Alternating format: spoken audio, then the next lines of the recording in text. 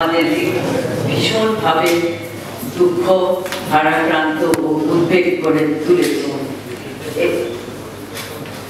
এই সংকট শুধু শিশুদের জীবনকেই ধ্বংস করে না, বরং আমাদের সমাজের মূল ভিত্তিকেও দুর্বল করে দিচ্ছে।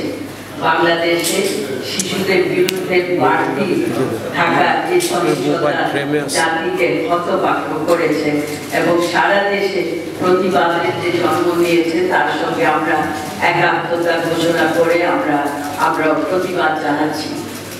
সংবাদ সম্মেলনের প্রথমে আমি সেই নিষ্পাপ ছোট্ট মাগুরার শিশুর মৃত্যুতে গভীর শোক জানাচ্ছি আমাদের সবার পক্ষ থেকে।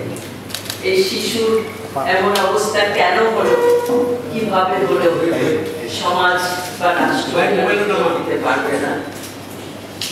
সাংবাদিক ভাই ও বোনেরা, বাংলাদেশে গণমাধ্যমে প্রকাশিত গত কয়েকদিনের সংবাদ পর্যালোচনা করলে এক ভয়াবহ চিত্র আমাদের চোখে ভেসে আছে।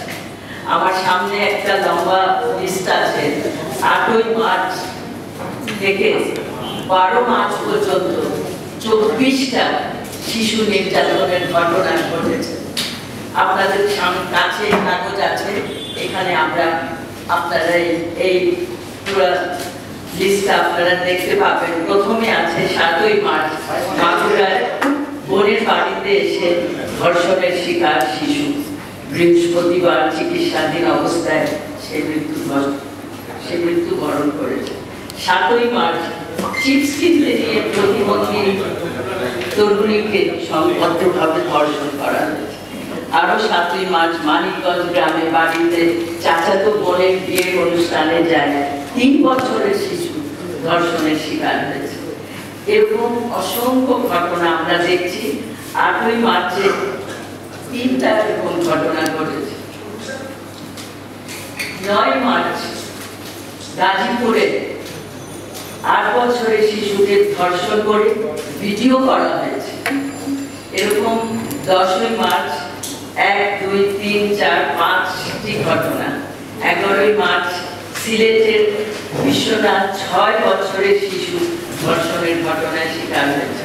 এইভাবে আপনারা যদি আপনাদের সামনে লিস্টটা দেখেন, 12ই মার্চ 11 মার্চ 4-5টা ঘটনা, 12 মার্চ আরো 4-5টা ঘটনা। আমি সবগুলো আপনাদের সামনে পড়ে শোনাতে চাচ্ছি না, আপনাদের সামনে আছে, আপনারা দেখতে পাবেন।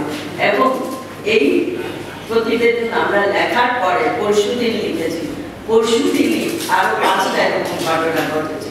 এবং গতকালকে আপনারা হয়তো পত্রিকায় দেখেছেন 16 বছরের একটি তরুণী আত্মহত্যা করেছে যৌন হয়রানি, যৌন নিপীড়ন অনলাইনে মাধ্যমে। আপনারা বুঝতেই পারেন আমাদের উদ্বেগ, আমাদের দুঃখ। এই পরিস্থিতি নিয়ে আমাদের গভীর উদ্বেগ, পাশাপাশি আমরা সরকারের কাছে কিছু দাবি উপস্থাপন করতে চাই, যা আমরা আশা করি ইতিবাচকভাবে গ্রহণ করা হবে এবং সরকার অতি দ্রুত পদক্ষেপ নেবে। সেই দাবিগুলো আমি এক একটা করে পড়ে শোনাবো। জাস্ট বলতে চাই যে আমরা বিচার ব্যবস্থা শক্তিশালী করার জন্য অনেক সরকারের কাছে একাধিকভাবে আমরা দাবি করেছি।